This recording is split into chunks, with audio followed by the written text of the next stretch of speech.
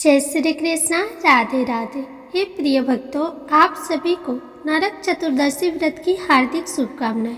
नरक चतुर्दशी को हर साल यह पर्व कार्तिक मास के कृष्ण पक्ष की चतुर्दशी तिथि को मनाया जाता है। यह पर्व दीपावली से एक दिन पहले मनाया जाता है और इसे हम रूप चौदस, छोटी दिवाली और काली चतुर्थी भी कहते हैं। इस दिन लोग यम का दीपक जलाते हैं ताकि अपने परिवार को यमराज के कष्टों से बचा सके। इस दिन अभ्यंग स्नान भी किया जाता है ताकि मोक्ष के करीब जा सके और इस दिन पूर्वजों के लिए 14 दिया भी जलाया जाता है ताकि 14 पूर्वज आकर आपको आशीर्वाद दे सके। तो हे प्रिय भक्तों, आइए आज के इस वीडियो में हम नरक चतुर्दशी से जुड़ी पौराणिक कथाओं को सुनते हैं। तो इन कथाओं को पूरी श्रद्धा भाव से पूरा अवश्य सुनिएगा। प्राचीन काल में नरकासुर नाम का एक अत्याचारी राक्षस था जिसने स्वर्ग और पृथ्वी दोनों जगहों पर भारी उत्पात मचा रखा था। उसके अत्याचार से मनुष्य के साथ साथ सभी देवतागण भी परेशान हो गए थे।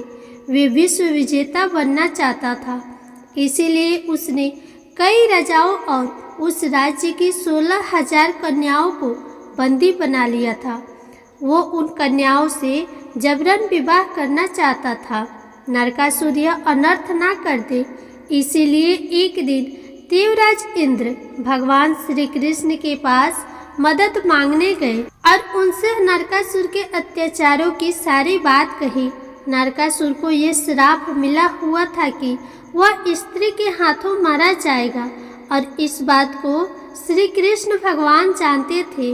इसीलिए भगवान श्री कृष्ण ने अपनी पत्नी सत्यभामा को साथ लिया और गरुड़ पर सवार होकर नरकासुर के पास पहुँचे। वहाँ जाकर भगवान श्री कृष्ण का सामना मूर नामक दैत्य और उसके 6 पुत्रों से हुआ, जिन्हें भगवान श्री कृष्ण ने अपनी पत्नी की सहायता से समाप्त कर दिया। इन सभी के वध का समाचार सुनकर नरकासुर अपनी सेना के साथ युद्ध करने आया। तब भगवान श्री कृष्ण ने अपनी पत्नी सत्यभामा को सारथी बनाया और सत्यभामा की मदद से नरकासुर का वध कर दिया।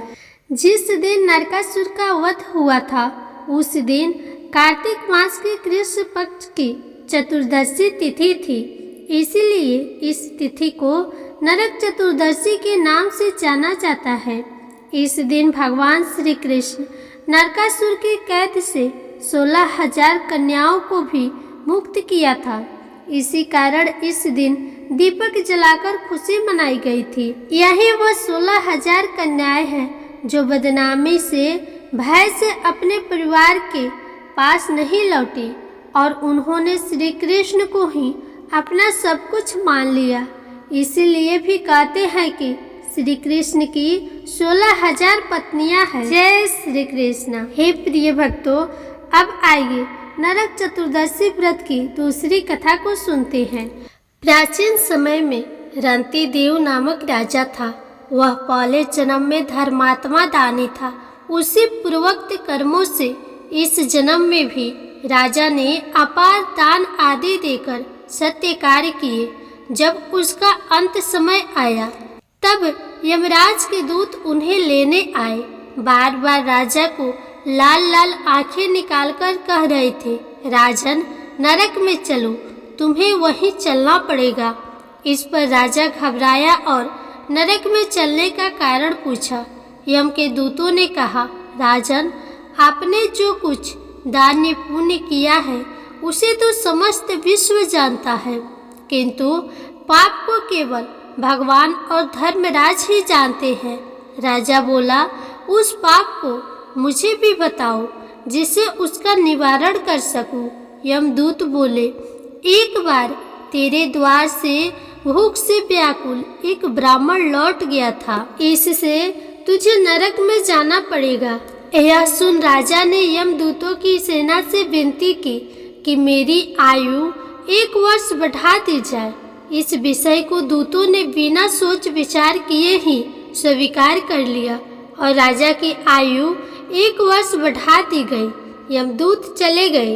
राजा ने ऋषियों के पास जाकर इस पाप से मुक्ति का उपाय पूछा। ऋषियों ने बतलाया, हे राजन, तुम कार्तिक कृष्ण पक्ष की चतुर्दशी को व्रत रखकर भगवान श्री कृष्ण का पूजन करना, ब्राह्मण भोजन कराना तथा दान देकर सब अपराध सुनाकर क्षमा मांगना, तब तुम पाप मुक्त हो जाओगे। कार्तिक कृष्ण पक्ष की चतुर्दशी आने पर राजा नियम पूर्वक व्रत रखा और अंत में विष्णु लोक को प्राप्त हुआ। जय श्री कृष्ण, जय भोलेनाथ। हे प्रिय भक्तों, अब आप सुनिए गणेश भगवान की कथा। एक बार गणेश जी भगवान एक बहुत सुंदर गांव से गुजर रहे थे। इस गांव के खेत हरे भरे थे। सुबह का समय था। ठंडे पवन का आनंद लेते हुए गणेश जी मूषक पर सवार होकर चले जा रहे थे। इतने में वह एक खेत से गुजरे तो आनंदवश फसलों में हाथ फिरा दिया। गणेश जी के ऐसा करने से उस फसल के कुछ दाने हाथ में आ गए। अब गणेश जी को पछतावा हुआ कि उन्होंने तो चोरी कर ली। भले ही उन्होंने जानबूझकर नहीं चुराया, लेकिन अब फसल के दाने तो उनके हाथ में आ गए। गणेश जी ने गिने तो वह 12 थे। अब गणेश जी ने उस खेत के मालिक को खोजा और उन सेठ जी के यहाँ 12 साल की नौकरी पर लग गए। एक दिन सेठानी राख से हाथ धोने लगी तो गणेश जी ने सेठानी का हाथ पकड़कर मिट्टी से हाथ धुलवा दिया। सेठानी ने सेठ जी से शिकायत की और कहा कि देखो, नौकर ने मेरा हाथ पकड़ लिया। सेठ जी ने गणेश को बुलाकर पूछा कि तुमने सेठानी का हाथ क्यों पकड़ा? गणेश जी ने बोला कि मैंने तो बस ये कह रहा था कि राख से हाथ धोने से घर की लक्ष्मी नाराज होकर घर से चली जाती है और मिट्टी से हाथ धोने से आती है। सेठ जी ने सोचा कि गणेश ठीक कह रहा है। थोड़े दिनों बाद कुंभ का मेला आया। सेठ जी ने कहा, गणेश, सेठानी को कुंभ के मेले में स्नान करा के ले आओ। सेठानी किनारे पर बैठकर नहा रही थी तो गणेश जी ने उनका हाथ पकड़कर आगे डुबकी लगवा लाए। घर आकर सेठानी ने सेठ से कहा कि गणेश ने तो मेरी इज्जत ही नहीं रखी और इतने सारे आदमियों के बीच में मुझे घसीटकर आगे पानी में ले गए। तब सेठ जी ने गणेश जी को पूछा कि ऐसा क्यों किया?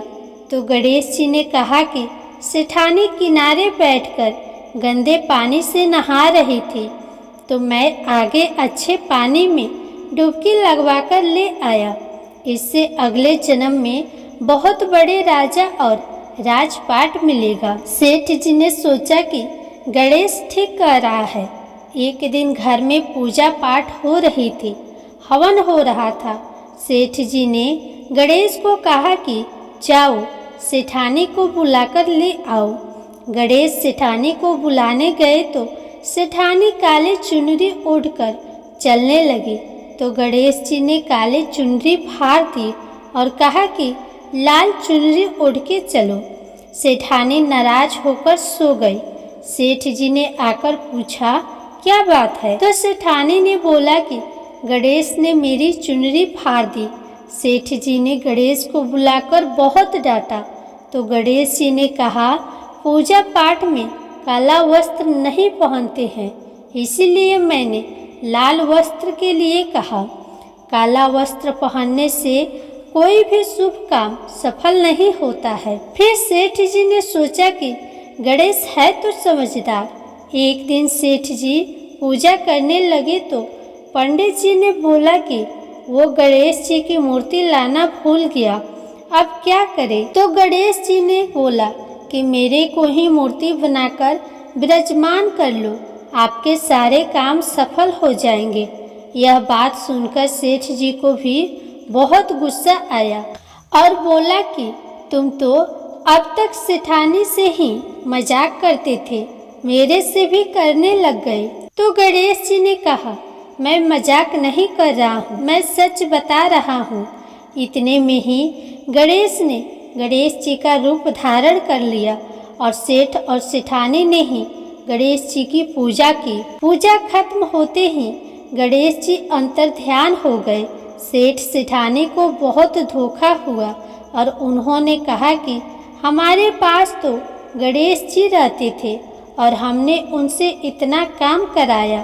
तो गणेश जी ने सपने में आकर सेठ जी को कहा कि आपके खेत से मैंने 12 अनाज के दाने तोड़ लिए थे, उसी का दोष उतारने के लिए मैंने आपके यहाँ काम किया था। सेठ जी के करोड़ों की माया हो गई। हे गणेश जी महाराज, जैसा सेठ जी को दिया वैसा सबको देना, कहते को सुनते को और सारे परिवार को देना। जय श्री गणेश।